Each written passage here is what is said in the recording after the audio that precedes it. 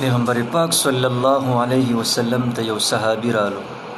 د صحابي عرض کو د الله رسوله یو داسې عمل را ته وښایه چې زما رزق الله پاک فراخ کړي. د صحابي وی زه غواړم چې زما رزق فراخ شي. آقا دو جهان صلی الله علیه وسلم ورته یو داسې عمل وښودلو چې انتهایی آسان عمل دی. وړوکی هم کولی شي، لوی هم کولی شي، زنانه هم کولی شي او سړي هم کولی شي. انتهایی آسان عمل. ګوره پیغمبر علیه الصلاة والسلام ورته کوم عمل وښودلو.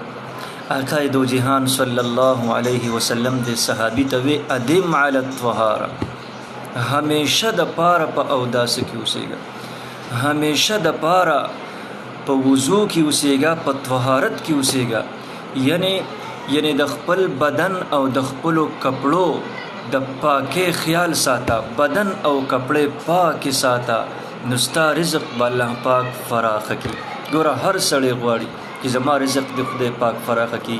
انتهایی آسان عمل دی، انتهایی آسان عمل.